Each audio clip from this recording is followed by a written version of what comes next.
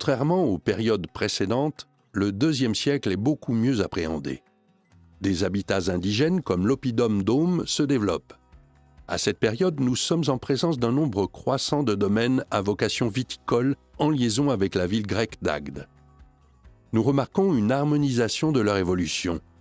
En effet, après une forte production au IIe siècle avant notre ère, ils subissent une baisse d'activité pour être totalement abandonnés un siècle plus tard.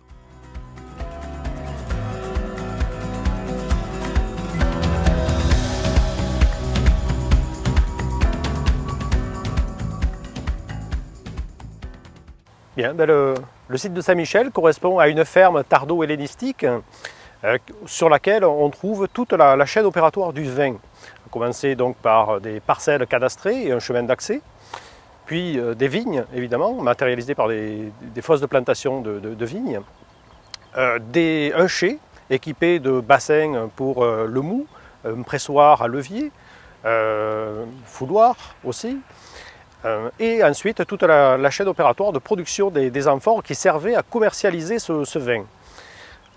Dans les fours, 4 fours énormes où étaient produits sans doute des centaines d'amphores à chaque cuisson. On a aussi des productions de dolia qui servaient au stockage du vin et à la vinification.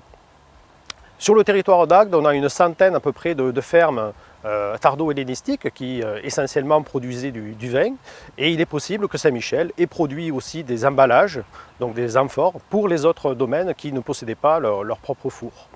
Ces amphores agatoises, on les retrouve sur les oppidas du centre de la France, dans tout le Midi, en Corse aussi, et il est probable qu'on en retrouve au-delà, en Méditerranée.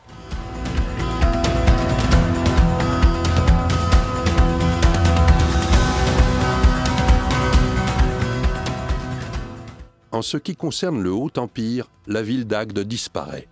Son territoire est englobé dans la cadastration de la colonie romaine de Béziers, et la vallée de l'Hérault est couverte d'exploitations agricoles, des villae, à l'instar de ce qui se passe sur toute la côte méditerranéenne. Des agglomérations secondaires sont présentes, mais leur localisation et leur importance restent à préciser. Cécéro, Picenae. La voie domitienne, axe majeur, créée par Domitius Aenobarbus, traverse le territoire d'est en ouest, en passant par Montagnac, Pinay, Castelnau-de-Gers, Pomerol, Florensac, Saint-Thibéry, puis prend la direction de Béziers. Cette voie favorise les échanges commerciaux.